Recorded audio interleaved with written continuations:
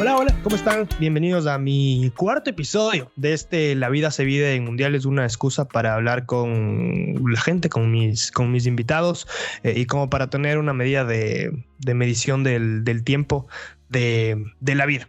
En este caso, que le invité a una de las profesionales más importantes, más chéveres que tiene nuestro país. Ella es Elizabeth Pazmiño, que hace algunos años se fue a tratar de conquistar el sueño americano, y de eso también vamos a hablar un poquito en esta charla. Eli, muchas gracias por tu tiempo, muchas gracias por compartir estos minutos conmigo. Y la primera pregunta, la de rigor, es: ¿cuántos mundiales como periodista, como hincha? ¿Cuántos mundiales? ¿Cómo estás? ¿Cómo estás, mi querido amigo Domingo? Un placer. Me encanta esta propuesta que tienes. Bueno, primero ya son 4 años fuera de mi hermoso país, acá en Estados Unidos. Siento que todavía falta mucho por conquistar el sueño americano. Es más, después hablamos de eso. ¿Qué es el sueño americano? Después te cuento eso. Pero respondiendo a tu pregunta, es mi primer mundial. Déjame decirte, el primer mundial, el más emocionante, el más retador. Obviamente el primero espero que de muchos, pero, pero bueno, no sé si fue lo mejor que este sea el primero. ¿Por qué? Porque algunos decían, lo que pasa es que se les hizo mucho más fácil, porque tenían todo cerca, ¿no? Todos los partidos. Se esperaba que sea el más difícil. Para mí fue lo mejor del mundo haber empezado con este mundial, porque pudiste ver los partidos que tú querías y te programabas dentro de tu trabajo. Eh, no sé, decía, no sé si fue el mejor por la cultura que con tantos miedos fui en lo personal, tantas dudas, tantas cosas que uno las estudia, entre comillas, antes de llegar, y después te das cuenta que realmente simplemente es una cultura en la que tú llegas, respetas y te respetan. Eso es todo. Pasas las líneas, tienes también tus cosas, ¿no? Pero fue un mundial espectacular, en lo personal, muy, muy, muy retador. Eso sí te lo puedo decir. Ya vamos a volver un poquito a Qatar, porque sí, para mí también fue el primero, y fue eh, el primero como periodista como tal, y el que más disfruté, porque a veces no nos damos cuenta nosotros que estamos ahí metidos y que somos periodistas, y damos muchas cosas por sentado. Ujú. Porque a nosotros nos parece normal por el trabajo que tenemos en comparación a cómo la gente tal vez nos ve desde afuera. Pero no se va a volver a repetir esto nunca más en la vida. El hecho de que el mundial haya sido tan, o sea, con todo ahí tan cerca, que te demores media hora en ir de un estadio a otro estadio, de que puedas ver 2 o 3 partidos en los estadios en el mismo día, eso no se va a volver a repetir. Yo estuve en Rusia hace más de 4 años, Eli, y obviamente, si es que lograste planificarlo bien y encontraste unos vuelos internos buenos, 2, 3 horas de vuelo. Pero yo me acuerdo de haber regresado de Kazán a Moscú en un tren rápido, 15 horas de regreso de Kazán a Moscú. Yo no sé cómo encontré un vuelo de Saransk, de la primera ciudad a la que fui, a Rostov, donde jugaba Brasil, porque además vi Perú un día, Brasil otro. Entonces, Ajá.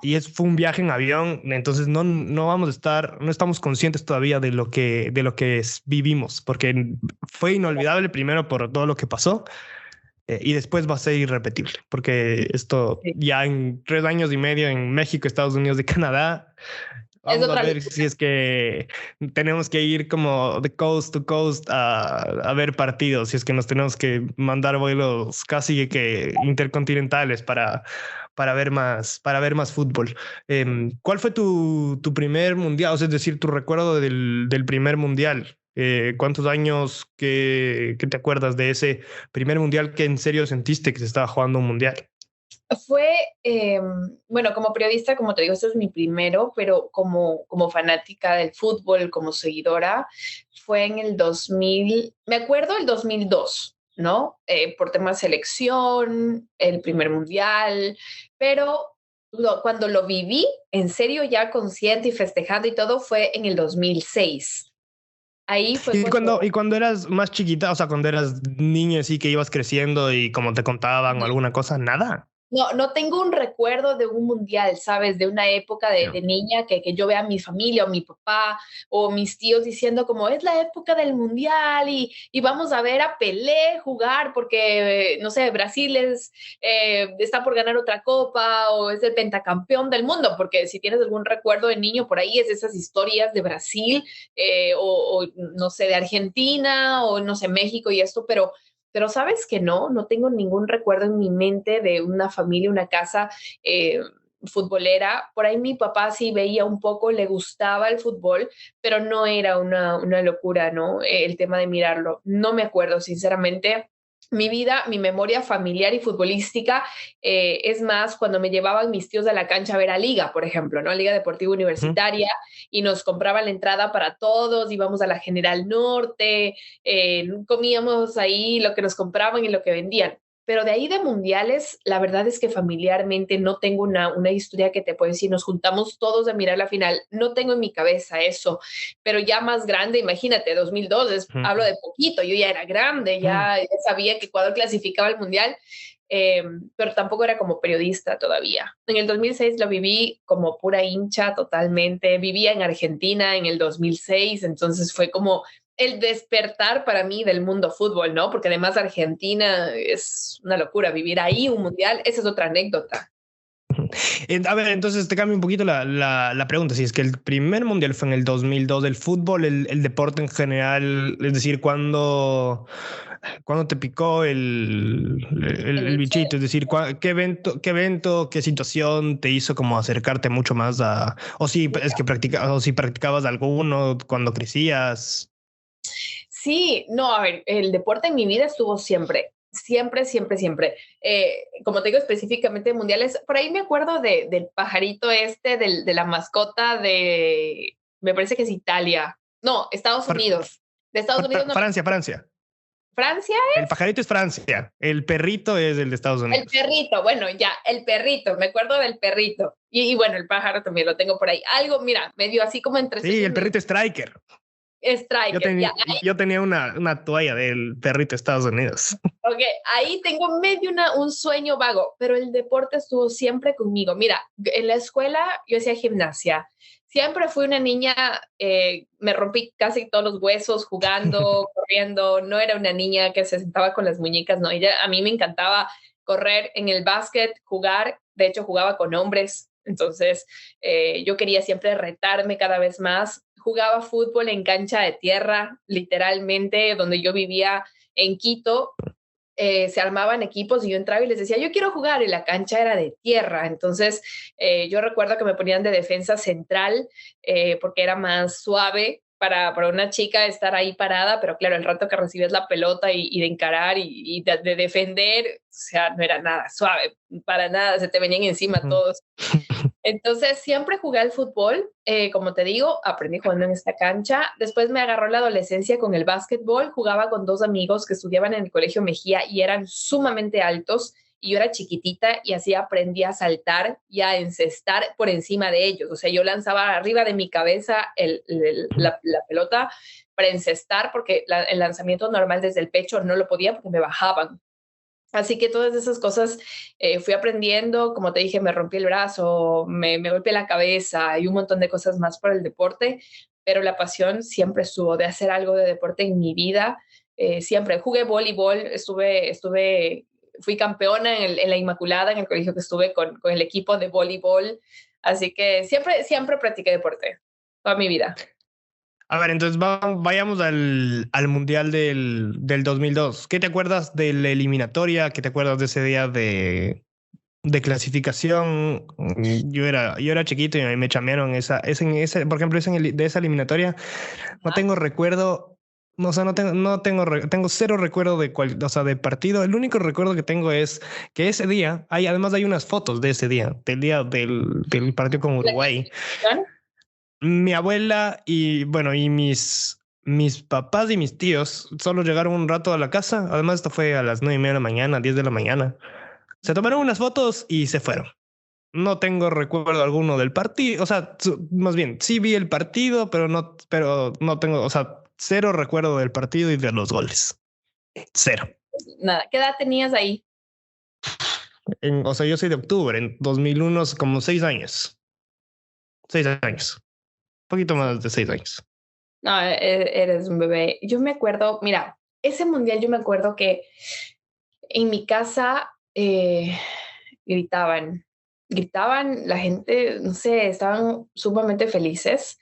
Decían, es que Ecuador clasificó al mundial y nos vamos al mundial por primera vez. Yo no entendía de qué hablaban, o sea, no entendía por qué la algarabía y después salimos de la calle. No fui al estadio, pero salimos a la calle cerca del Atahualpa y la gente estaba completamente descontrolada, había mucha emoción y me acuerdo que nos bajamos caminando con mis tíos, que eran los que siempre los hermanos de mi mamá, que siempre nos metían en estos temas y decían, vamos a ver, lo que íbamos a ver es a la gente feliz saliendo del estadio, pero todo eso te contagiaba y ahí yo empecé a sentir lo bonito que es que este deporte te da, ¿no? Que todos estaban felices, todos estaban festejando. Entonces, toda esa alegría a mí me empezó a llenar, me empezó a contagiar y decir, wow, esto es algo muy chévere, hay mucha fiesta. Partamos por la base de que a mí me gusta mucho donde hay felicidad y donde hay fiesta también. Entonces dije, el fútbol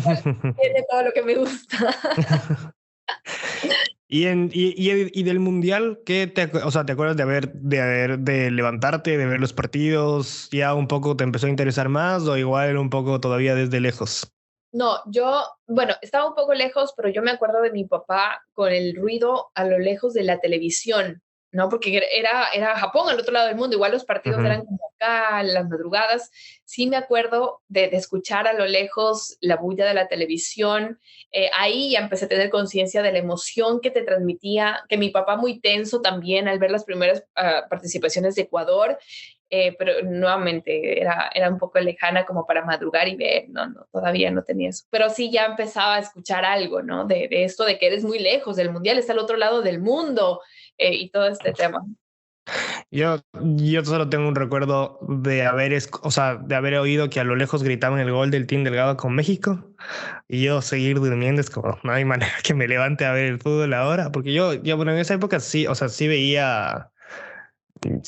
sea, sí veía fútbol, sí me interesaba. Ya, obviamente en el colegio cuando era chiquito juegas y sí veía, pero ¿qué me iba a estar levantando? Ni siquiera me acuerdo a la hora que eran los partidos. Y después me acuerdo de habernos levantado, o sea, de haber visto, entre comillas, porque fue también entre medio cabeceo y no cabeceo, la final del Brasil-Alemania.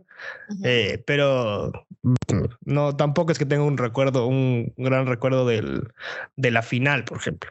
Mm. Y a partir de la eliminatoria a Alemania, ya un poco ya fue más consciente el tema.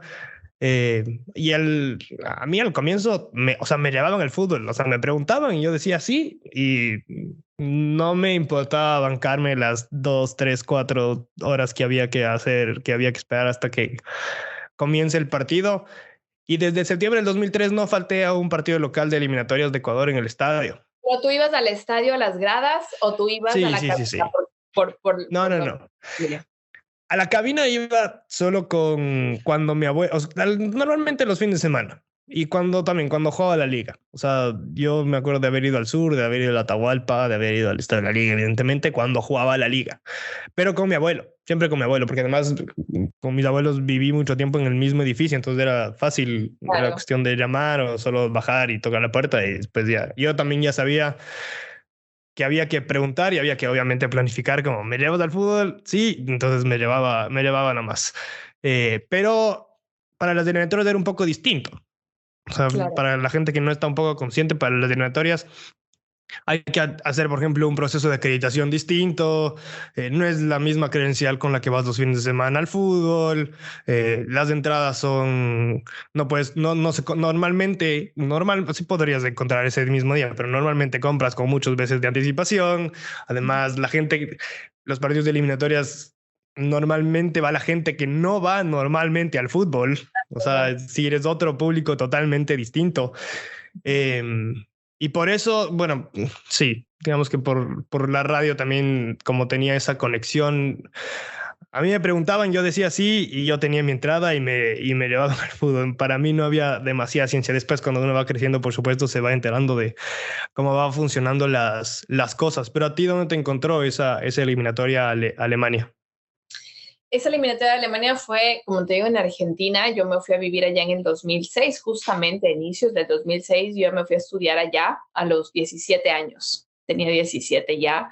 Y bueno, la eliminatoria no, el mundial como tal, ¿no? El mundial como tal. No, Ya. la eliminatoria. Primero la eliminatoria, después del mundial ya es No, otra te historia. digo, la eliminatoria no le paré mucho. Solo sabía, Yeah. seguía los partes de Ecuador. No era, a ver, te voy a ser infidente. En mi vida no me proyectaba ser periodista deportiva. Amo la radio, amo hacer comunicación, me apasiona, puedo quedarme 20 horas hablando frente a un micrófono, no tengo problema. Eh, pero siempre me gustaba hablar de temas, por ejemplo, de cultura, de cosas novedosas, no de farándula, más noticiosas, de debate, me encanta el debate, el análisis, entonces la investigación. Pero de ahí, si tú me dices, como periodista o como alguien que te encantaba el fútbol, ¿veías los partidos? La verdad, no. Seguía mucho Argentina, me gustaba Brasil, pero no tengo un recuerdo así como para decirte, verás, me acuerdo del partido 3-0 de Brasil, no me acuerdo. Pero sí estaba muy pendiente de Ecuador en esas eliminatorias de los partidos en el Atahualpa. Me parece que yo fui de hecho, fui a un par de partidos a la preferencia en el Olímpico Atahualpa y Básico viví, preferencia en eliminatorias. claro, mira, eso es algo muy típico, ¿no? Entonces, el mejor puesto es la preferencia donde ves mejor el Sí, fútbol. La comida del estadio Atahualpa es una de las mejores cosas que puedes sí, probar. sí, Y eso sí es verdad. esa es mi vivencia. Tenía 15 años, 16 años, imagínate. Y nada, viví así las eliminatorias, más que con Ecuador, más era el enfoque en lo que hacía Ecuador para clasificar al Mundial, que más que seguir las eliminatorias como tal, ¿no? ¿Qué te tomó sí, más bien, ¿qué te llevó a tomar la decisión de irte a Buenos Aires? Mira, O hacer qué? Porque te fuiste a los 17 y ¿graduada o no graduada todavía yo del ya colegio? graduada. Ya. Yo me gradué y me fui. A ver, siempre quise salir del país de hacer estos famosos intercambios que tú escuchabas Ujú. entre los amigos, que por lo general era Estados Unidos, el lugar donde se iban de intercambio de verano. Y siempre quise experimentar eso, de salir un ratito del país, un ratito, el verano, ir a conocer. Regresaban mis amigas al colegio el siguiente año y decían, me fui con mi familia gringa en verano y aprendí inglés, aprendí. Entonces siempre quise explorar esa posibilidad. Mi papá me protegía demasiado, soy la primera de 3 hermanos, entonces eso era casi que imposible. Yo le propuse un par de veces quiero irme de intercambio desde tercer curso, pero eh, cuando ya llegué al final a graduarme, entonces le dije a mi papá, quiero irme de intercambio, quiero tomarme como un año o 6 meses antes de entrar a la universidad.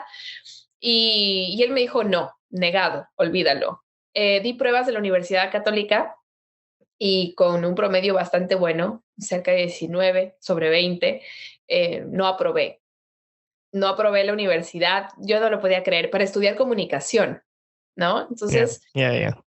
tenías que esperar 6 meses para volver a dar un examen y volver a entrar, porque esto fue en julio. Y Ujú. eso, claro, con la sorpresa de no haber aprobado y tenía que esperar 6 meses, entonces un amigo, muy buen amigo, me dijo, oye, me voy a estudiar a Buenos Aires, está baratísimo. Entonces, nada, les pregunté a mis papás, fue un no rotundo de inicio. Entiendo que después lo conversaron entre sábanas y café y me dijeron como, ok, vamos a averiguar qué pasa con eso de Argentina.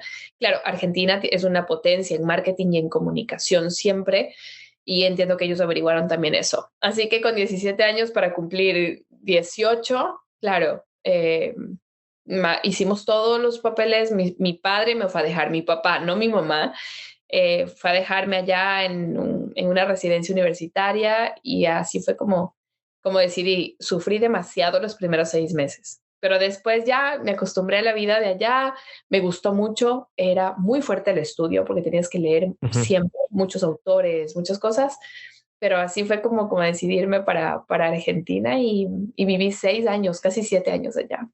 Wow. ¿Cómo fue sí, ahora sí, el Mundial de Alemania estando al mismo tiempo lejos de Ecuador? Claro, bueno, esa es otra historia, porque yo ya tenía 18 años, ya tenía Ujú, conciencia, vivía en la residencia esta con chicos de mi edad, todos estudiantes de diferentes partes del mundo, entonces te hablo de desde chinos, teníamos un ujú, amigo que era chino, hasta peruanos, bolivianos, bueno, muy Argentina, entonces el mismo país te absorbe en el tema fútbol. O sea, si no sabes de fútbol, Argentina te enseña como sea. Entonces, ujú. eh, ahí ya estábamos más pendientes de los partidos. Cuando jugaba Argentina, casi que no teníamos clases en la universidad, salíamos rápido.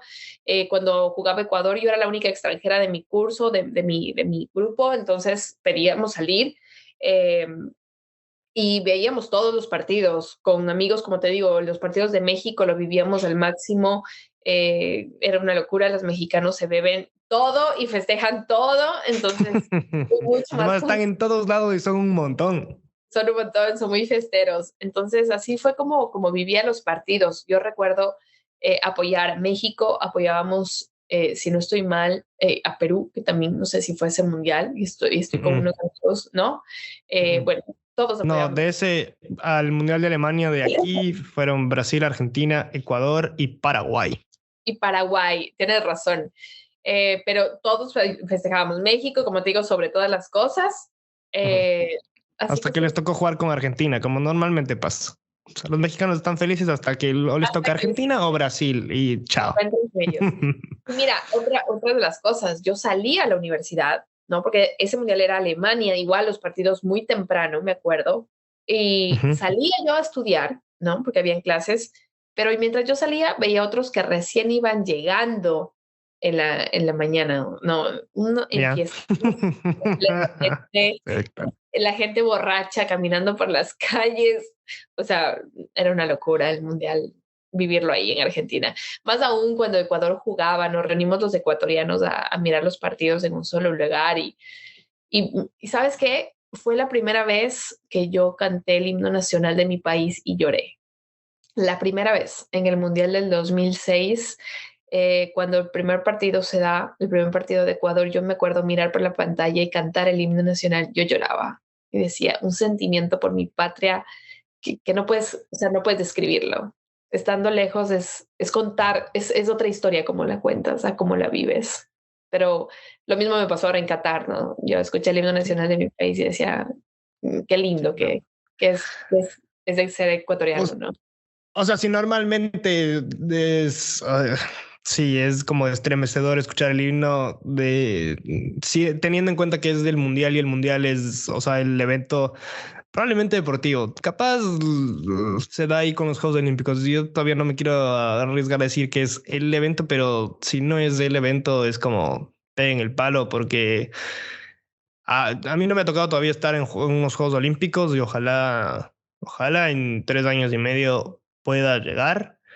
Eh, pero no sé, o sea, no se me ocurre algo más, algún evento tan así deportivo que se compare al mundial. O sea, no hay. Teniendo en cuenta que el fútbol es del fútbol y el mundial es el evento más importante del fútbol. No hay. No hay.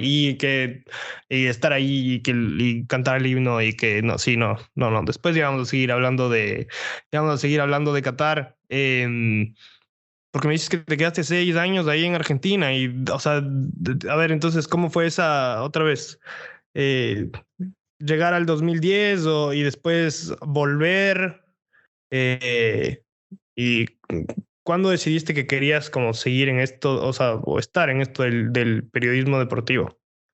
Bueno, ahí empiezan a hacer algo con respecto al periodismo deportivo. Yo seguí estudiando comunicación en Buenos Aires y empecé a buscar un lugar donde hacer, ya quería ver radio, quería ver algo de la profesión.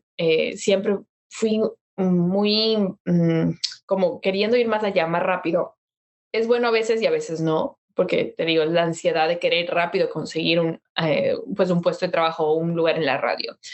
Entonces, con el transcurso del tiempo, logré conocer a un par de personas allá, hice radio, pero insisto, Argentina te atrapa en el fútbol, o sea, Argentina te contagia Ujú, ese amor, esa locura por el fútbol especialmente. De hecho, ahí empecé a seguir también, imagínate, el Mundial de Rugby. Nunca en mi vida ujú. había visto Entonces, con los Pumas aprendí un poco de rugby, seguíamos los partidos, aprendí de tenis, porque Argentina también es otro apasionado en el tema de tenis. Entonces los deportes me empezaron a llamar mucho más la atención por lo pasional que son. Y tuve la oportunidad también ahí de conocer a Fernando Niembro, a Walter Zafarian, al Bambino Veira, que Ujú. fue jugador y director técnico de River, de Boca, etcétera. Y con ellos hice una pasantía en la Radio del Plata, en donde ellos hacían programa, y con el productor de él, que es un super crack, que hasta ahora somos grandes amigos y nos escribimos y todo. Entonces pude entrar a la radio y verles a ellos cómo hacían el programa de periodismo. Lo vi al productor de Fernando Niembro, de este argentino tan conocido, llamarlo personalmente a Diego Maradona y hacer una entrevista cuando Diego era director técnico en el 2010 de la selección argentina. Y Ujú. le preguntaban porque por el mal momento que estaba pasando la selección y el Diego por qué no daba pie con bola en este tema y tal. Entonces, ver eso yo no podía creer, ¿no? Y yo le preguntaba al productor, ¿cómo lo haces? Y él me enseñó algunos tips desde la producción. Me decía, la base son los Ujú. contactos. Tú tienes que tener tu teléfono. Y él llevaba una agenda electrónica, me acuerdo en ese entonces, con tantos números. El Bambino Veira también fue muy amable conmigo y le hice una entrevista que además recién la encontré, la tenía guardada para un deber de la universidad y entonces todo eso me encantó. Y después lo que terminó de hacer el clic conmigo fue un partido de liga que jugó por Copa Libertadores, si mal no recuerdo fue frente a Independiente de Avellaneda. Yo buscaba una entrada para ir a ese partido, no había entrada de hincha y un par de periodistas me dijeron como, hey, ¿quieres entrar a la cabina? Y yo, ¿qué? No puede ser, voy a entrar. Pero yo quería ver el partido. Ujú. Y entré y el partido fue malísimo, malísimo, pero súper feo el partido. Y entonces, creo que también fue en 2010, pero yo veía al relator narrar algo con una pasión. Y yo decía, pero este está más dormido que nada, pero él transmitía a la gente mucha emoción del equipo ecuatoriano jugando en el exterior. Y ahí me di cuenta que la radio y el periodismo deportivo hacen magia juntos, porque depende el tono y cómo tú cuentas a la gente las cosas, que tú le transmites eso a la gente, que haces que el deporte sea realmente una pasión o la gente quiera en serio lanzarse a la cancha porque el periodista es capaz de hacer eso a través de su narración, lanzarse a la cancha para medio matar a los jugadores y empujarlos a que ganen, ¿no? Entonces ahí me terminó de gustar. Y el reto después era, tenemos que bajar al camerino. Yo, ¿cómo haces eso? No sé, me dijo el periodista, me acuerdo este periodista, me dijo, no sé, no sé cómo ¿Quién vamos a hacer. era? ¿Quién era? No te voy a dar nombres porque me pidieron reserva esto porque No, después bajamos al camerino y nos pero metimos. ya pasaron 10 años. Ya no le importa, no importa, ya no importa. Ese día, si es que no estoy mal, eso fue 2011 y la liga empató 1-1. Si era Copa Libertadores. Yo creo que sí, fue ese partido, pero hicimos muchos. Pero es que además de ese punto le sirvió a la liga para clasificarse después. Sí, que no se debían hacer. Sí, por eso vuelven con esa tranquilidad. De hecho, me acuerdo tanto que no era como darse contra el piso, sino que decían, bueno, fue un partido malísimo, pero bueno, ya está. No fue un Sí, partido de... Es que es sí, verdad, ¿no? es como acordarse de algo, de ciertos partidos. Es como, no sé, a ratos nos quedamos solo no sé, no sé ni siquiera cómo describir esto, porque cada uno tendrá sus sensaciones con los partidos y cómo vemos. Porque yo me acuerdo de haber visto el partido y era un poco sufrir porque te hicieron un gol en el primer tiempo y después en el comienzo del segundo tiempo hiciste un gol y después es como aguantar y sufrir y sostener Total. y Así. después terminas empatando. Además, no, últimamente el Independiente nos ha mal acostumbrado, sobre todo el Independiente, pero el Barcelona, la Liga, el mismo Quito en algún momento consiguieron como buenos resultados afuera y se volvió, no sé si decir normal, pero se volvió, o sea, se podía sacar puntos afuera. Y Sí. sacar un punto en Argentina no era poca cosa, sobre todo con Independiente ese día, No, o sea, esa vez. Además, ese esa- Independiente era campeón de la Sudamericana. Era no, una cosa. era muy fuerte, muy difícil, pero nos bajamos al camerino. Cuando yo vi que no se abrían las puertas del camerino, de hecho estaba Pons ahí, uno de los periodistas argentinos, no se abrían las puertas. ¿Y cómo vas a entrar? Y claro, vi los modos que se dieron los periodistas para lograr conseguir entrevistas y dije, listo, esto es lo mío, retos, siempre encontrarte la manera. Entonces, bueno, ahí empezó todo este tema. ¿Con qué te encontraste cuando volviste a Ecuador después de tanto tiempo en Argentina? A ver, me encontré con... No sé si te está haciendo mucho ruido, pero por acá está Maxi. No pasa nada. No pasa nada. También es mi compañero de aventuras, ¿no? O sea, él ha estado desde los 6 meses conmigo en las canchas, literal. Me encontré con una ciudad, como la ciudad como tal, sentí que se quedó en el tiempo. Es la sensación personal que tuve al volver a mi ciudad.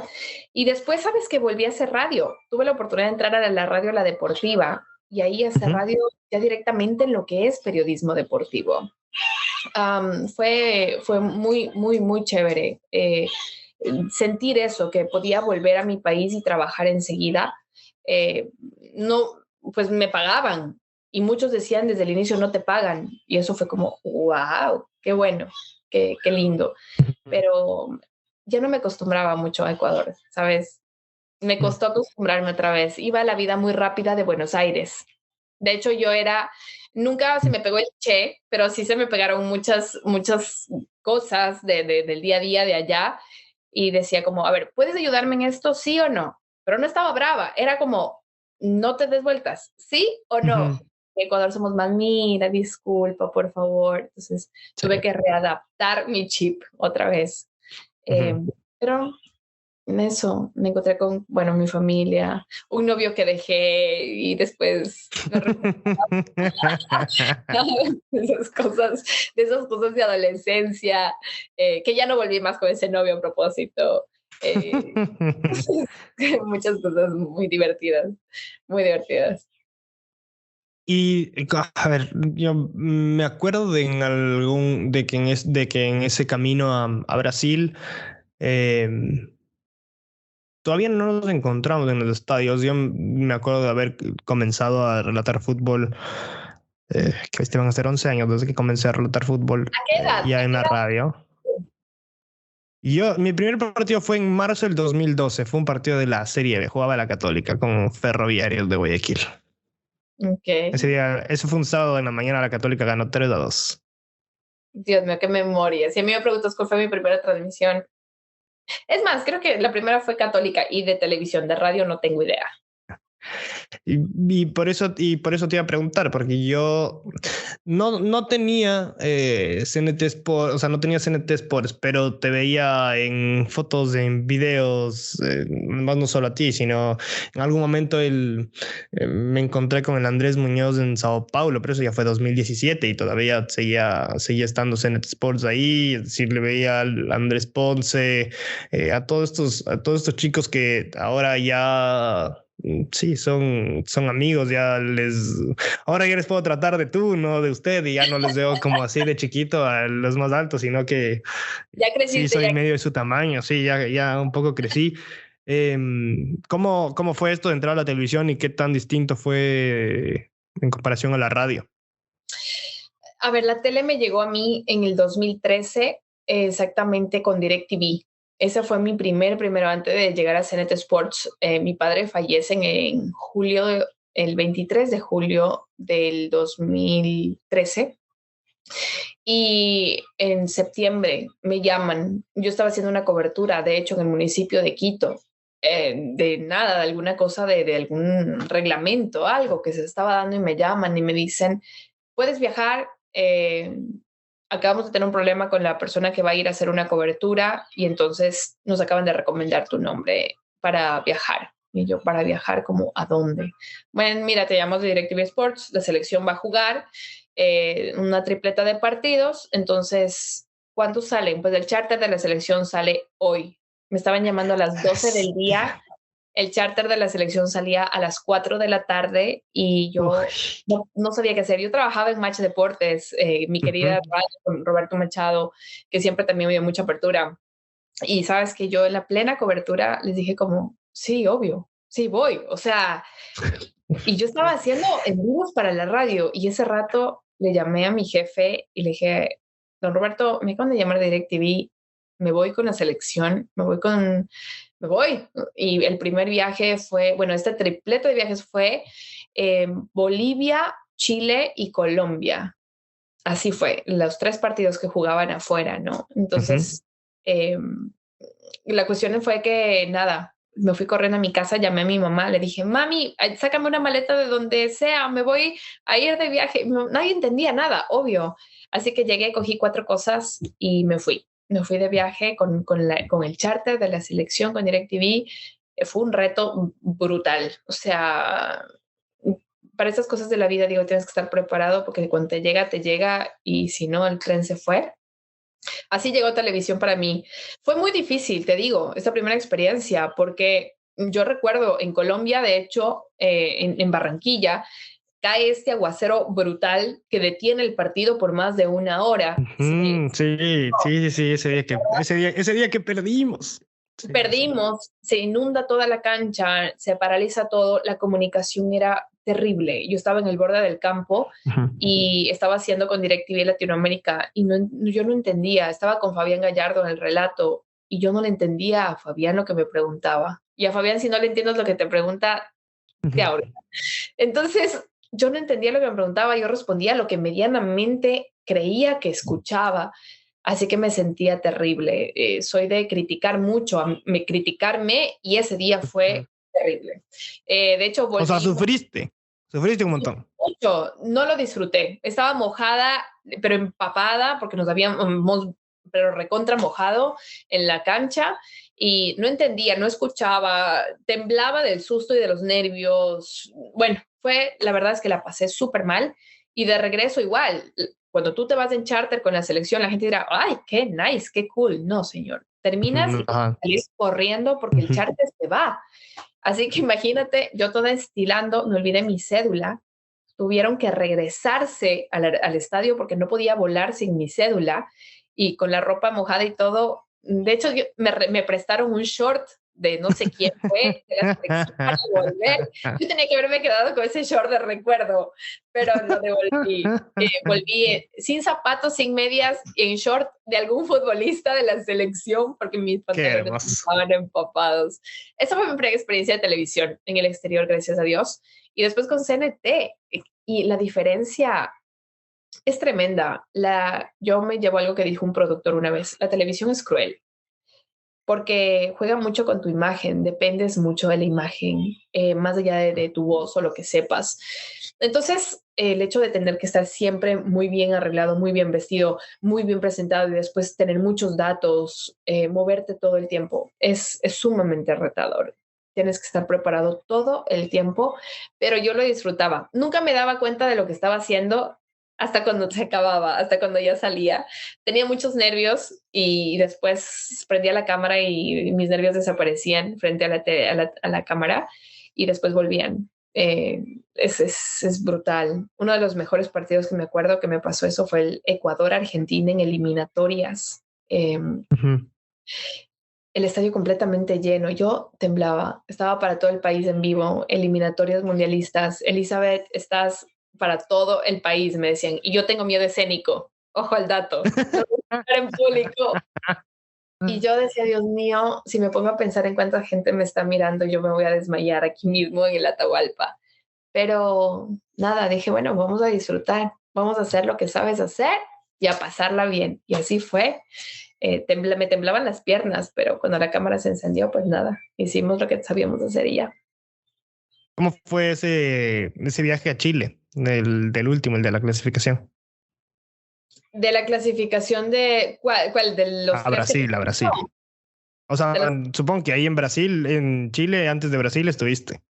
Sí, de hecho, a ver, ese partido fue un poco triste, porque como te digo, mi papá había fallecido, me llevé a mi mamá a ese viaje a Chile, le dije, vámonos, ella estaba, imagínate, destruida.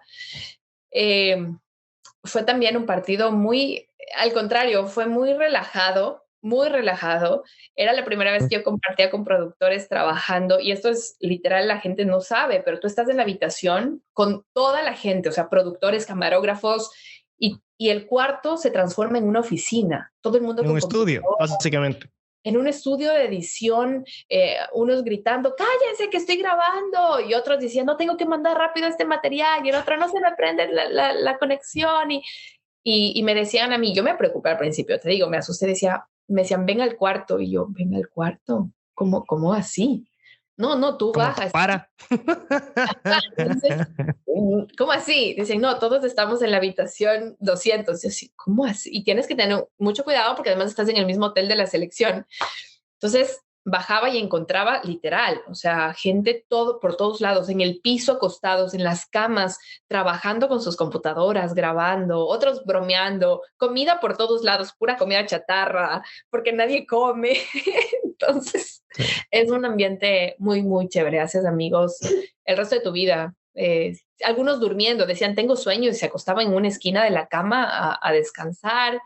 Entonces, haces muy buenas amistades. Y bueno, y en Chile fue así. En Chile fue así. Tal cual. ¿Fuiste a Brasil?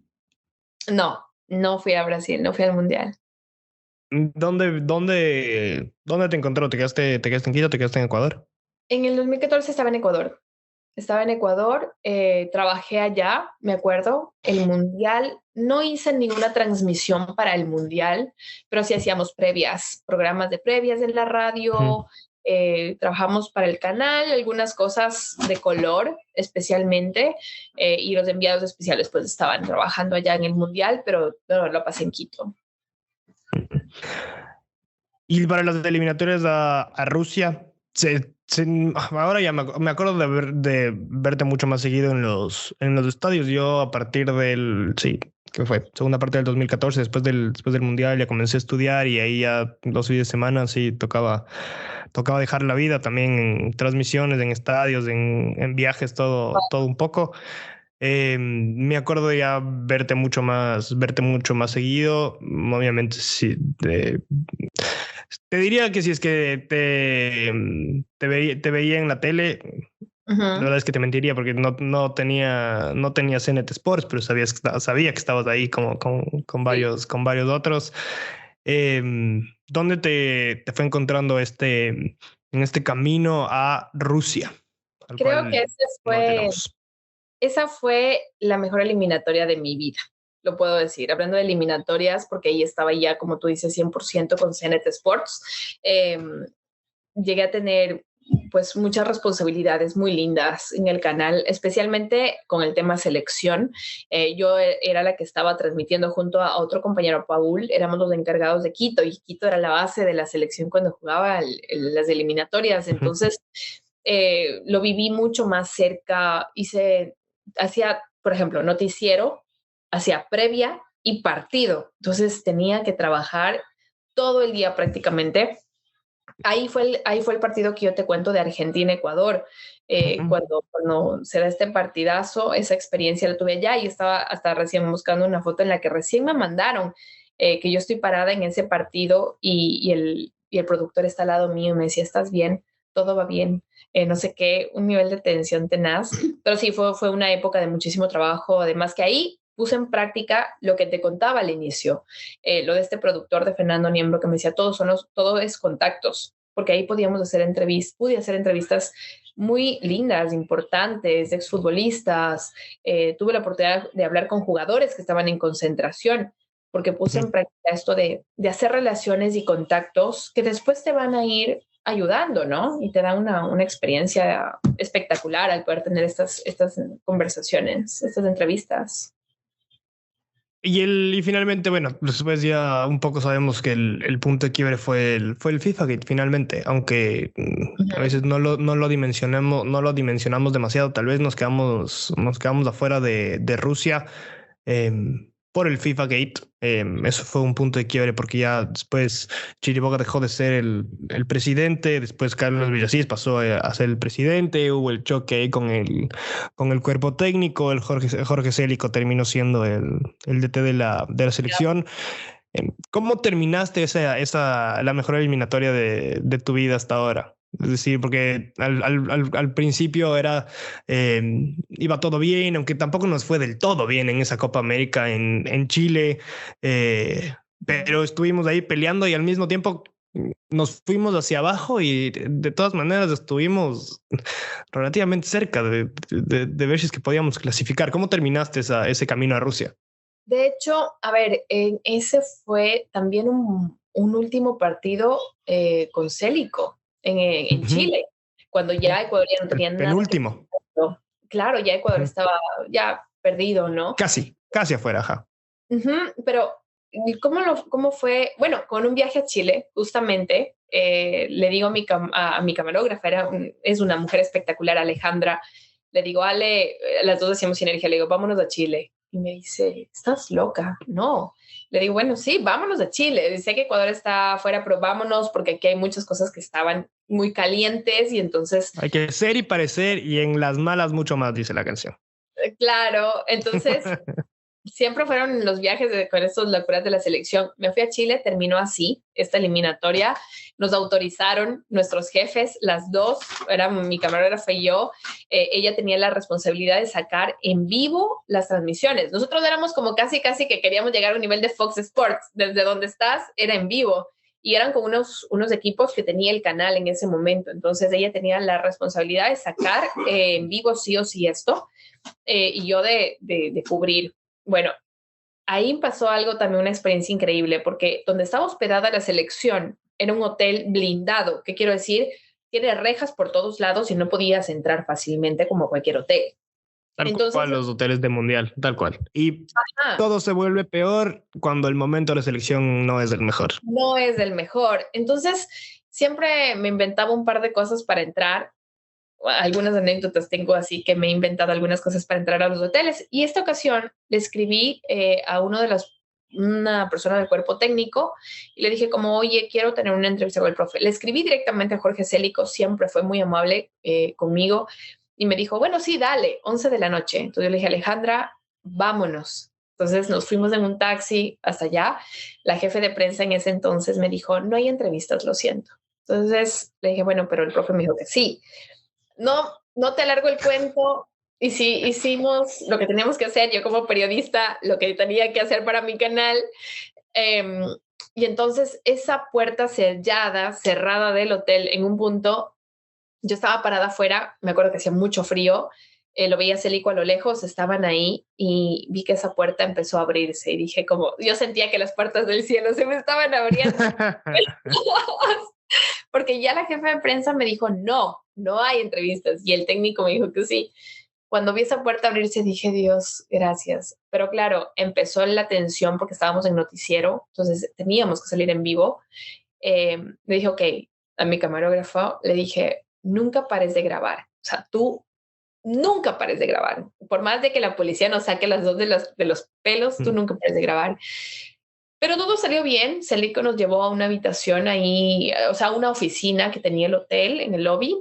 Entramos, nos acomodamos, nos pusimos muy bien. Tengo una foto del recuerdo para eso increíble. Y en eso empezamos a hacer el noticiero. Y en vivo, rácate, todo salió perfecto. Me dijo, estamos en vivo en el noticiero, me dan el paso y yo, estamos en vivo y en directo con Jorge Célico, tal entrevista.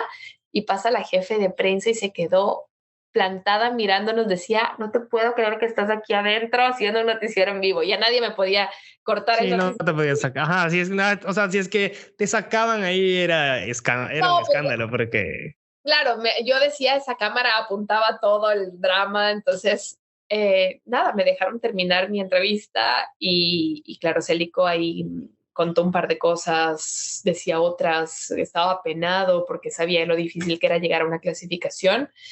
Y eso fue como una de las historias que se queda en mi vida, porque terminé esa y dije, el rato que se apaga la luz de esta cámara, la jefe de prensa me va a botar a patadas de este hotel.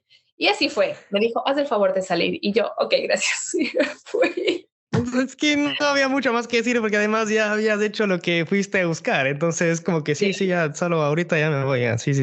O sea, ni siquiera tendría que, o sea, te tendría que haber dicho algo, la verdad. Tú ya sabías No, que el rato pues, que acabes es como que salir rapidito y ya. sí, salí literal. Le dije, bueno, gracias, que tengas buena noche. Yo muy educada, como siempre. Y pero yo salía saltando, parecía una niña que me gané el regalo más grande. Y lo mejor fue ver a Fox Sport afuera de la puerta tratando de sacar algo de información y nada, o sea, fue increíble, fue increíble. Son de las cosas que me quedo con mi profesión y esos retos. El Mundial de Rusia está ¿lo Igual en viviste Ecuador. en Ecuador? Ujú. En Ecuador, sí, no tuve oportunidad de viajar, tampoco ya, ahí ya te digo, estaba metidísima con el periodismo y todo, pero no se me dio, tampoco lo busqué, ¿sabes? Y no, partiendo por Ujú, otra cosa, 2018 ya fui mamá. De hecho, ujú, Maxi nace en junio, el 28 de junio ujú. del 2018, y entonces ya ahí dije, ok, el fútbol, vamos a verlo de otra manera, y así fue como lo viví. Que sí, sí, sí, no, estoy tratando de hacer cuentas porque después de Rusia, eh, a mí en cambio me mandan a un par de partidos de la selección en Nueva York y en Chicago, Ujú. em, donde todavía no nos encontramos.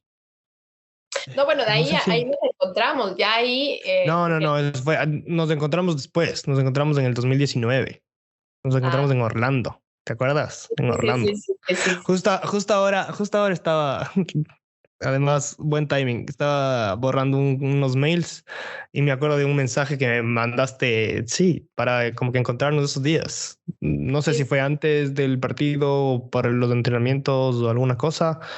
Y después sí el día después del partido, creo, un par de días después, en nos juntamos a almorzar. Sí, ahí Orlando. le compraste el outfit del Orlando City a Max, yo me acuerdo. Ajá, es verdad. Ahí el short de la camiseta. Imagínate, qué locura. O sea, Maxi tenía un año, todavía yo estaba en periodo de lactancia como mujer. Ese es otro reto. Otro reto, o sea, es otra historia que contar increíble, pero son las cosas que te da el deporte, ¿no? O sea, cada profesión, digo, tiene lo suyo y la nuestra tiene lo nuestro también. ¿Cuándo, a ver, ¿cuándo tomaste la decisión de irte a vivir a Estados Unidos? Porque yo me acuerdo que ya en ese momento ya vivías ahí, esto era marzo del 2019 y tú ya vivías ahí en Houston. Yo vine acá por un proyecto de mi esposo. Él hizo alianza con un proyecto independiente del Valle, y se terminó frenando por el tema de la pandemia justamente. Pero entonces ahí es donde tomamos la decisión final. Se termina el contrato con CNT Sports. Me hacen una propuesta para entrar a otro canal que, que empezaba a tener los derechos del fútbol. Y, y entonces yo, bueno, hablando y tal, pues me dijeron, vamos a esperar después de los 9 meses, ¿no? Para volver a hablar. Entonces, ahí se trabó todo, salió esta propuesta, este proyecto con Independiente y dijimos como, ok, no, vamos a ver qué pasa, vamos a ver qué tal. Y así fue como vinimos y empezamos a trabajar en ese proyecto. Yo seguía haciendo periodismo desde acá y después nos cayó la pandemia, porque te digo, yo siempre, y le digo, mi esposo está acá muy cerca, y yo le decía siempre, me quiero ir a Ecuador, me quiero ir a Ecuador. Y siempre yo quería volver, y siempre quiero volver a mi país, siempre. Pero la pandemia nos hizo esperar un poco más, 2 años, 3 años, y después es como, ok, esperemos un año más a ver qué pasa. Y así sigue pasando el tiempo y nuevas oportunidades siguen apareciendo, ¿no? ¿Cómo viviste la eliminatoria finalmente? Porque además fue una eliminatoria mucho más corta, con pandemia en la mitad. No tuvimos técnicos sino hasta 3 semanas antes de comenzar. Ecuador en su máxima expresión. O sea, a ver, acá por lo menos, acá fue una época en la que yo estaba trabajando mucho, mucho, no solamente en periodismo, desarrollando otros proyectos, aprendiendo inglés. Acá en Estados Unidos, es más, yo trabajé en una empresa de eventos durante mucho Ujú. tiempo, con la misión de ser bilingüe, con la misión de poder hablar inglés. No sabía, pues yo decía, para trabajar aquí, encontrar un muy buen trabajo en Estados Unidos, porque para tener un muy buen trabajo aquí necesitas ser bilingüe, no solamente hablar bien español. Entonces esa era mi misión. Y cuando había los partidos de eliminatorias, yo los veía como por aquí, por allí, medio picando, picando. No tenía oportunidad de ver un par de partidos me acuerdo que me senté a ver completamente los de Ecuador. Estaba muy pendiente porque hacía programas también de estos problemas, de que se va el técnico, de que llega Cruyff, que no sirve para nada, y todo este lío, y que llega un desconocido llamado Alfaro, y quién es este tipo y tal, ¿no? Eh, pero así lo viví, fue muy fugaz lo que tú dices, ¿no? Fue muy rápido. Empecé a hacer un programa acá Ujú. con un canal digital, trabajaba y ahí me metí muchísimo con México, con Estados Unidos, con la CONCACAF. Lo viví mucho Ujú. desde este punto de la CONCACAF. Ujú. Aprendí muchísimo y lo difícil que es de la CONCACAF porque no tienen un nivel de fútbol tan bueno, ¿no? Para ser competitivos, les falta mucho en el soccer, en el Y fútbol. y al mismo tiempo, cada confederación, cada eliminatoria tiene su contexto. Es Sí, decir, nosotros a veces le criticamos a Europa porque nosotros jugamos entre nosotros y en teoría somos la más competitiva, pero al mismo tiempo, a mí dame jugar la eliminatoria sudamericana antes de irme a CONCACAF, antes de irme a África, antes de irme a Asia. O sea, ahí en CONCACAF puedes estar jugando en los 35 grados de Jamaica, de sí. cualquier país del Caribe que sea, y Estados Unidos te puede llevar a jugar a una ciudad de -5 3 días después. Entonces no sé si eso es lo que quisiera tampoco vivirlo en carne propia. Sí, y la gente critica mucho eso, ¿sabes? Dicen como, no, es que las eliminatorias de CONCACAF son muy malas, por eso México se quiere unir a la CONMEBOL, pero a ver, o sea, tienes que analizar lo que tú dices, todos estos detalles, y sí es cierto que algunos países no tienen desarrollado mucho el fútbol, pero al final de cuentas clasifica, pues, o sea, Ujú. O sea, anda, finalmente eso es lo que al mismo tiempo cuenta. Es decir, lo que la gente se va a acordar es no cómo clasificar, o sea, bueno, tal vez cómo, pero se va a acordar si es que llegaste a clasificar finalmente. Y eso es lo que de algún modo te ayuda a sostener, porque no es poca plata la que gana una federación si es que clasifica al mundial. total. Acá pasa lo mismo. Solo que, mira, el fútbol y las eliminatorias, por el mismo hecho de que Estados Unidos, el fútbol soccer masculino, no tiene tanta fuerza como el femenino, hablando de selección, ¿no? Ujú. Y lo vives como un poco más relajado, no se diga, bueno, si hay fútbol americano, si hay béisbol, la gente se vuelve loca, se desatan. Entonces, vas como mimetizando y empezando a conocer otros lados. Ahora, eliminatorias femeninas, fútbol femenino, mundial femenino, no, no, es una locura, es increíble ver el fútbol femenino acá. La selección de los Estados Unidos es una máquina. ¿Cómo has visto en estos últimos años el crecimiento del MLS? Porque siento que ahora le pelea mucho más de cerca, por ejemplo, al fútbol de México, no solo hablando de la selección, sino fútbol de clubes, la Conca Champions. Ahora el equipo de Javier Arreaga, el Seattle, va a jugar el Mundial de Clubes. Increíble. Eh, yo he hablado con unos amigos mexicanos y yo les empezaba un poco como a molestar esto de que Estados Unidos ya les igualó, que está actualidad, o sea, en la actualidad la MLS es mejor liga que la mexicana, pero finalmente Estados Unidos ha emparejado el tema. ¿Tú cómo has visto este crecimiento en general de la MLS? Además, cada vez hay más estadios, cada vez hay más equipos, cada vez hay más estados con fútbol, con MLS, y eso hace finalmente que la gente se comience a interesar, porque lo yo creo que ahora ya tienen un producto mucho más consolidado que tal vez lo apreciamos los que estamos afuera. Otra vez, volvemos a los que estamos afuera que a los que están un poco metidos en eso. No, mira, el fútbol de la MLS cada vez se pone más fuerte. Es más, este año va a estrenarse una nueva franquicia, St. Louis, ¿no? Me parece Ujú. que son 29, estaba leyendo hoy en el programa. Entonces, cada año salen nuevas franquicias. El año pasado, si no estoy mal, debutó el Austin FC Ujú. acá en Que este, casi llega a la final. que imagínate debutando después del Charlotte FC que está en Carolina del Norte, cada año va apareciendo una nueva franquicia, que es así como le llaman a los clubes acá. Yo creo que es un momento muy importante para el fútbol en los Estados Unidos. Primero porque la comunidad latina cada vez es más fuerte y más grande. Y el fútbol, pues, sabes, Ujú. es parte de nuestro día a día, los latinos. Después, siento que sí es ahora mucho más competitivo en México. Lo que tú decías de tus amigos es cierto, es real. ¿Por qué? Porque hay 3 competencias aquí. En donde llegó, es más, el equipo de Ángel Mena jugó la final de la Leagues El Cup. León. Uh-huh. Ajá, jugaron en Las Vegas, que tuve también la oportunidad de ir a cubrir ese estadio. Es una locura, te digo, el Alliance, es más, lo acaban de recientemente inaugurar. Es una locura, es un estadio realmente futurista. Entonces, todo este desarrollo que está teniendo la MLS va a llegar a un punto en el que no solamente van a traer jugadores de renombre, ya no está pasando eso, traen jugadores jóvenes, los preparan, las canchas y los lugares para entrenarlos son de primerísimo nivel, entonces ya se está transformando en una liga de exportación y las 3 competencias que te digo de este año, tanto en ligas como en selecciones, le ganó Estados Unidos a México. Entonces ya ahí te da una alarma de que te prende un foquito de que, a ver, hay algo que está pasando aquí, no te ganan una, te ganan 3. Entonces sí es algo que va viento en popa y no se diga, hoy también lo decía en la radio, las alianzas que tienen los equipos de acá con los equipos europeos. O sea, se está hablando de que el Inter de Miami el dueño del Inter quiere comprar el Manchester United, ¿no? Beckham quiere hacerse dueño, que el New York City tiene una alianza directa con el City de Inglaterra. Entonces, todas estas cosas le dan mucha fuerza al fútbol de los Estados Unidos.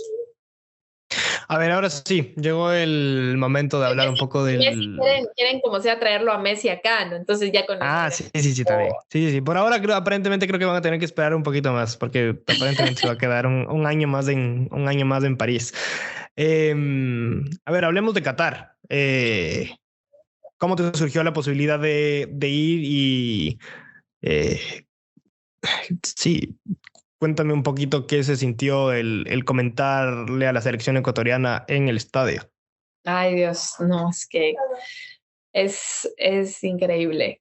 Es increíble. Hasta ahora, como te digo, no caigo en cuenta lo que me pasó todavía. Primero, mucha responsabilidad, mucha de entender el fútbol, o sea, de transmitir, de explicarle a la gente lo que está pasando en la cancha. Es muy presionante en lo personal, te digo, como mujer. eh, Fue de mucha responsabilidad, de mucha preparación. Fue muy lindo también. En un punto me relajé y yo solamente contaba lo que pasaba en la cancha y dejé de lado ok, tengo que hacerlo bien, tengo que hablar de táctica, no, dije, bueno, la gente lo que quiere es oír el fútbol, quiere saber qué está pasando y eso empecé a hacer después. Mirar a jugadores jóvenes que cumplían su sueño, ¿no? Por ejemplo, Sebastián Méndez, Jackson Méndez, tuve la oportunidad de hablar con él antes del Mundial, en finales de septiembre.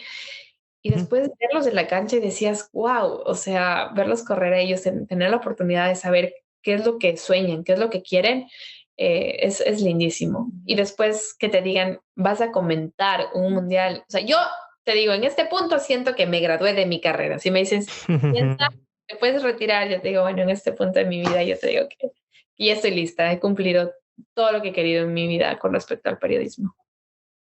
Me encantó. ¿Qué es lo que te fascinó más de los días que estuviste en Qatar? Ya al comienzo del podcast hablamos un poquito de esto, de que que todo estuvo cerca, de que va a ser inolvidable, bueno, fue inolvidable, va a ser irrepetible, sobre todo a partir del próximo mundial. ¿Qué te fascinó más? ¿Qué te impactó más? Lo que me encantó, me fascinó es mirar la imponencia de los estadios. Me dejó completamente encantada. La ciudad como tal, me gustaron mucho ciertos lugares de Qatar, esa mezcla de lo muy cultural, lo muy Medio Oriente, me encantó. También con el interés de estas personas de mirarnos, porque me miraban así como raro, como no sé, tienes facciones diferentes, no tienes cubierto el cabello, y yo también siento que esa mezcla a mí me atrapó, me encantó. En el fútbol, Me encantó subirme a los metros y escuchar cualquier cosa con respecto al fútbol, cantos muy chistosos, gente de Medio Oriente que no entendía lo que hablaban los locos que hablamos español. Eso me encantó, lo disfruté un montón. ¿Y qué esperamos para el próximo mundial? Además, por suerte quedan 3 años y medio, ya no quedan 4, quedan 3 años y medio, queda poquito. Eh, pero ¿qué nos podemos esperar? Sobre todo teniendo en cuenta esto que hablábamos hace un ratito de esta mejora del nivel en general de los Estados Unidos. Yo siento que México un poco ha bajado el nivel. Pero va a ser un mundial otra vez en 3 países. Creo que no ha pasado todavía. No, no ha pasado. Bueno, con Em, Japón, que pues ajá, ayer fueron 2. fueron Sí, dos. o sea, en 3 países no ha pasado. Pero como organización, como los estadios, tú que estás constantemente en estas. eh, no, y lo peor es que en Estados Unidos ellos sí logran que en estas construcciones gigantescas no sean elefantes blancos como ocurre en otras partes del mundo. ¿De qué en teoría la gente se puede encontrar? Bueno, mira, lo que van a poder ver, y te digo van a poder ver porque ya está, ya existe. ¿Qué cosa existe? Los estadios. Vamos a vivir un mundial en estadios de fútbol americano. Son estadios gigantescos con ya todas las comodidades que pudimos ver en Qatar. ¿Por qué? Porque son estadios que ya están funcionando y que sirven para la liga de la NFL, del fútbol americano. Entonces, la mayoría de partidos se van a jugar en estos escenarios, ¿no? De 60, 70, 80 mil personas. Eh, bueno, el clima también depende de dónde le toque a la selección de los que nos están escuchando. Van a tener o mucho calor en la parte de abajo de Arizona, de Texas, van a tener mucho calor, o van a tener mucho, bueno, frío, no mucho frío, pero si te vas al norte, a la parte de Seattle, si te vas a Canadá, no vas a tener pues un calor abrumador. Pienso que también el transporte va a ser excelente. No tiene Ujú, problemas con eso Estados Unidos y te digo, desarrollando algo de cero no están. Acá Houston es una de las sedes del Mundial. ujú, De hecho, en Texas tenemos Dallas, que está de aquí a 4 horas, y tenemos Houston como sedes del Mundial. Eso es un golazo que Texas tenga dos ujú, lugares. Acá Houston se está preparando primero con el tema transporte, que es sumamente básico, y van ujú, a mejorar algunas vías y medios de comunicación, de movilización alrededor del downtown. El partido acá se va a jugar en el estadio de los Texans y el espacio es ujú. suficiente, ¿no? Para recibir un mundial. Entonces, no es que estás planificando algo desde cero. De hecho, sé que ya hay una comisión aquí en Houston que desde ahorita ya están trabajando para lo que es el mundial. Están contratando gente para No, trabajar.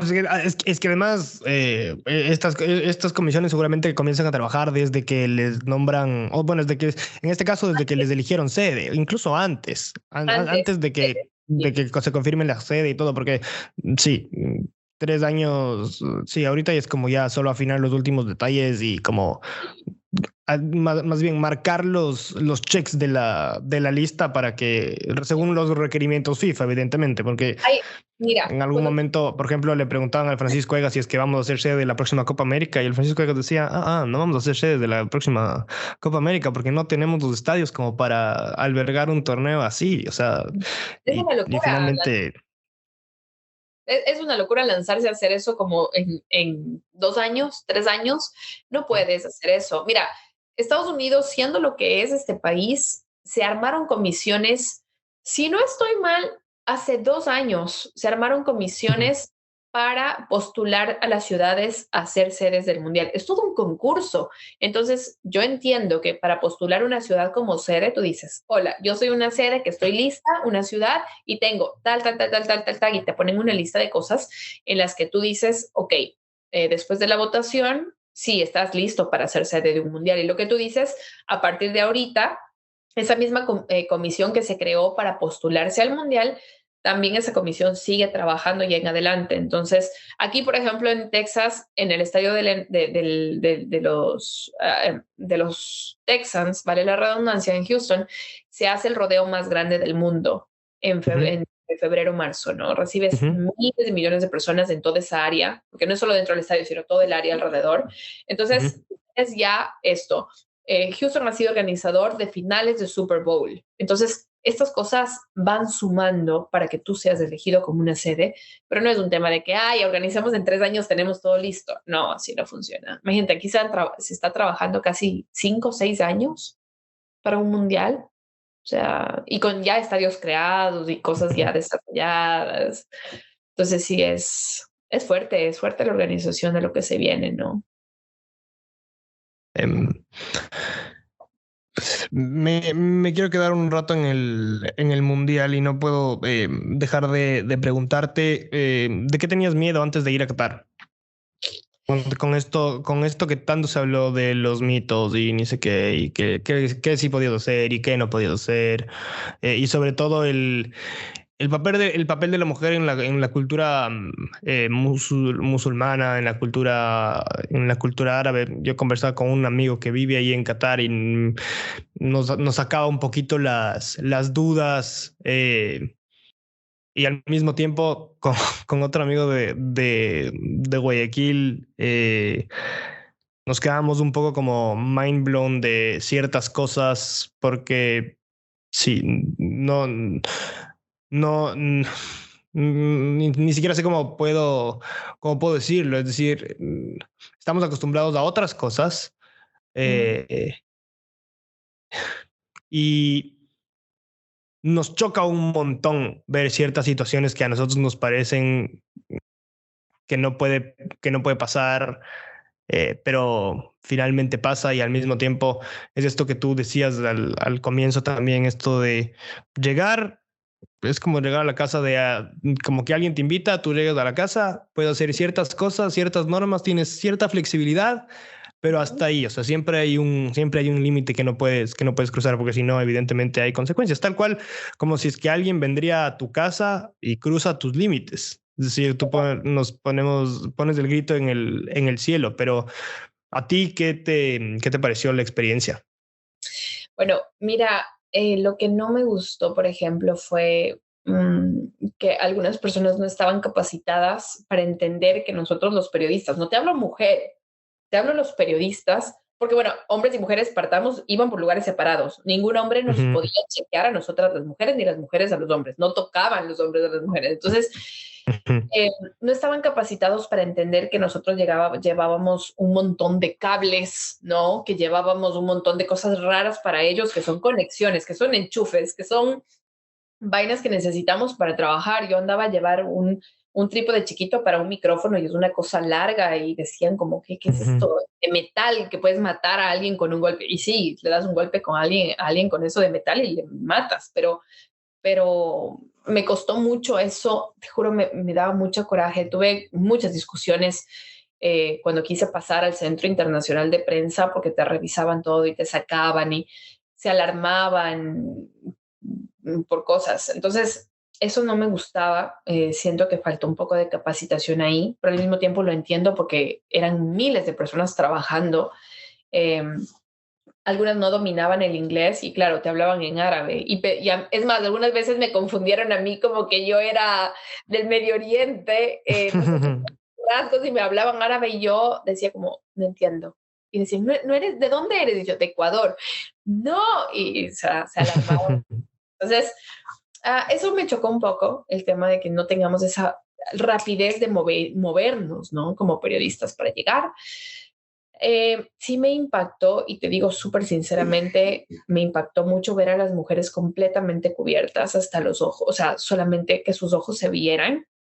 Yo trabajo acá con una comunidad de pakistaníes que se cubren el cabello nada más y su rostro está expuesto, pero ver a estas mujeres cataríes completamente tapadas y sus ojos solamente expuestos, de verdad que para mí fue un impacto muy, muy, muy grande. Ver que los hombres, pues sus parejas, estaban con shorts, porque hacía calor, en camiseta, y ellas completamente cubiertas por decisión propia, ojo, porque esto no es una obligación de los maridos. No, Eso lo pero no, pero lo que me contaban es que depende mucho del marido y de la familia. sí, pero no es una obligación. O Sí, o sea, sea, estamos de acuerdo en que sí, pero al mismo tiempo eso es lo que a nosotros nos chocaba y todavía no lo podíamos comprender, es decir, que la mujer solo se tape con el velo del pelo o se cubra o se deje descubiertos los ojos o en algún caso ni siquiera los ojos. A mí en algún momento ya los últimos días me crucé con una chica que estaba totalmente tapada, no se le veían ni los ojos yo no vi eso y nunca. yo me quedé como en shock porque no me había pasado, o sea, había visto fotos y todo, pero en vivo no me había pasado. En cambio, este amigo que vivía en Qatar nos decía, no, depende, o sea, es básico, o sea, la religión solo como sugiere ciertas cosas, pero no es obligación de nada, sino es más bien como por decisión del, o sea, del marido y de la familia, o sea, qué tan estrictos con estas cosas sean. Y esto es lo que no llegábamos a comprender, como que con este otro amigo, es como que eh, sí, no sé qué debería pasar como para sí, ni siquiera lo puedo poner en palabras, como para que sea un poco más libertad, porque al mismo tiempo, si la religión no te restringe ciertas cosas, finalmente deberías poder hacer ciertas otras cosas, Ujú. pero ahí el hombre finalmente tiene este papel eh, que a nosotros nos choca, sobre todo porque vivimos en esta parte del mundo. Tal vez no llegamos a entender por qué funciona así o por qué es así, eh, pero, o sea, a nosotros nos resulta como increíble, sobre todo mi amigo de Guayaquil, con ciertas cosas también que contaba, mi amigo que vive ahí en Doha, todavía, o sea, no podía un poco como, ese rato estaba como en shock también, o sea, No, no, no claro. lo creía. Es que es muy, muy, lo que tú dices, muy choqueante ver esto y al final de cuentas, sabes que las mujeres terminan decidiendo, ellas muchas veces pues aceptan a su esposo, su esposo acepta esto, pero no es un tema de imposición, lo cual yo pensé que tienes que sí o sí llevar todo cubierto en tu cuerpo y pues no, eso la verdad que no dejó de impactarme nunca teniendo a mujeres frente a mí y ellas también me veían a mí raro, ¿no? Era como, tú también, o sea, si yo las veía, ellas eran raro para mí lo que vestían, yo también seguramente era un espécimen completamente estudiable y raro para ellas, diciendo, ¿cómo se te ocurre llevar tu cabello descubierto?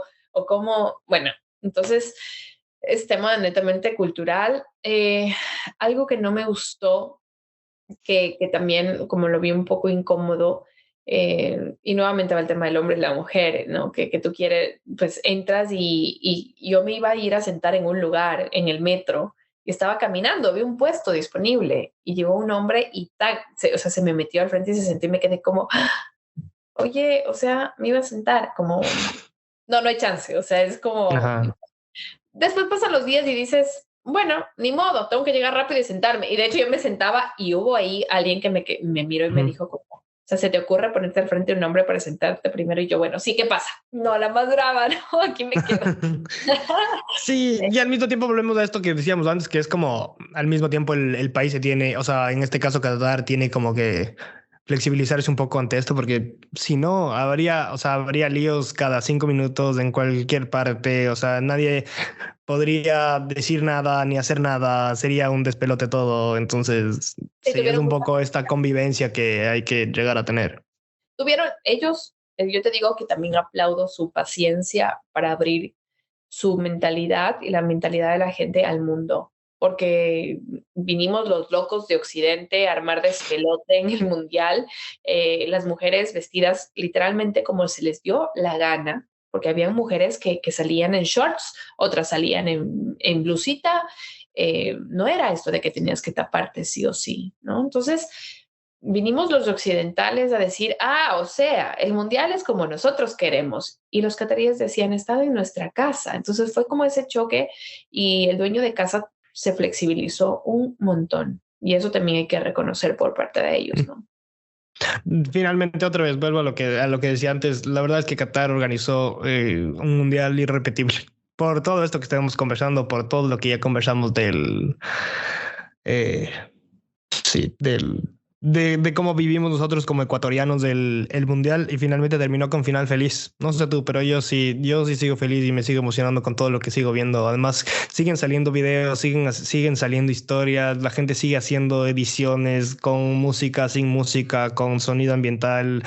Y la verdad es que, otra vez, yo no había disfrutado tanto un mundial desde el 2010 y eso que estuvimos en el 2014. Pero este mundial superó todas las expectativas que tenía, siendo periodista, siendo no periodista. Además, otra vez, no somos conscientes del mundial que vivimos todavía. O sea, o sea, va a tener que pasar mucho tiempo como para que nosotros seamos sí, conscientes de lo que vivimos. O sea, estuvimos ahí porque fue la mejor final de la historia para el mejor mundial de la historia hasta ahora. O sea, no es imposible. O sea, sí, no, solo no. Sí, sí, sí, fue increíble. Tal vez la primera semana para mí fue muy dura. No salí Para todos, para todos. no, el horario, sin comer, fue muy, muy difícil adaptarte. O sea, la primera semana yo dije, chao, me voy a mi casa, esto es lo peor que me pasó en la vida. Pero nada, te das cuenta de que eso, lo que tú dices, es irrepetible, es la experiencia más increíble que pudiste haber vivido, dura, durísima, sí, porque no dormíamos literalmente, no comíamos, pero, pero después de toda la queja y el lamento y el enojo, dices, es hermoso, o sea, lo que nos acabó de pasar es hermoso y es verdad, no sabemos cuándo vamos a despertar de este sueño. Dímelo a mí, que tengo ese cariño, después de todo lo que te he contado en ese tiempo, ese cariño especial por Argentina. Mm. Dije, oh, no puedo creer. Es más, acá, bueno, la final yo ya la viví acá, me hubiera encantado estar Ujú. en Europa, pero yo me fui a un lugar de argentinos y yo saltaba como una más, ¿no? O sea, yo y también ahí quiero aprovechar y digo a los que critican y dicen, ay, ¿por qué te sientes feliz por Argentina y te crees uno más y qué te haces? No sé qué. Digo, mira, simplemente disfruta. O sea, disfruta ser feliz también por la felicidad de otros. No necesitas ser argentino para disfrutar. Si te gusta el fútbol, disfrútalo, eso es todo. Eh, los argentinos se van a creer más que todos, tienen todo el derecho del mundo, son campeones mundiales, que se crean todo lo que quieran creerse eh, hasta que lleguen las nuevas eliminatorias, ¿no? Y bueno, a ver si es que defienden la copa, porque viene Brasil con la sangre en el ojo, viene Francia con la sangre en el ojo, Alemania que queda eliminado, vienen pero recontra calientes para el Mundial del 2026. Créanme que o sea, lo que prepararán esas grandes elecciones va a ser buenísimo. O sea, buenísimo. Brasil va a querer quitarle la Copa a Argentina como sea, como sea. Algo no debe estar haciendo bien Brasil como para haberse estancado otra vez, 2 veces seguidas en cuartos de final. Bueno, en su mundial llegó a semis y el baño de realidad fue en las semifinales, pero se ha estancado en cuartos de final en Rusia y en Qatar. Veamos si es que en el 2026 puede consolidar este grupo sí, finalmente talentosos futbolistas que tiene para ver si es que supera, además con un nuevo técnico a propósito, que ya a ti Ah, te dijo, sí, es verdad. hasta aquí llegué, no lo logré, pero y hasta aquí llegué. Gracias, Eli, te quiero mandar un abrazo, te quiero felicitar por el trabajo que hiciste, porque fueron, sí, sobre todo esos días donde hubo 4 partidos del día, donde encontrabas 15 minutos y tenías que comer papas fritas con cola para seguir aguantando el trajín de las transmisiones, de los días y vueltas. Tengo un par de fotos de ya te de mandar, de gente que comenzaba a cabecear en los 15 minutos, en los 20 minutos de trayecto en el metro, en los buses, porque eran los momentos eh, que había como para descansar, pero al mismo tiempo sabemos lo que hemos trabajado para llegar a ese punto y lo que disfrutamos también no se va a poder cambiar. Que el fútbol, que los mundiales, que la selección nos siga encontrando, que sigas disfrutando a mucho la vida en Estados Unidos y bueno, el próximo mundial vas a jugar de local, así que fel- que sigas disfrutando también del camino y que nos volvamos a encontrar antes, pero en el 2026 también.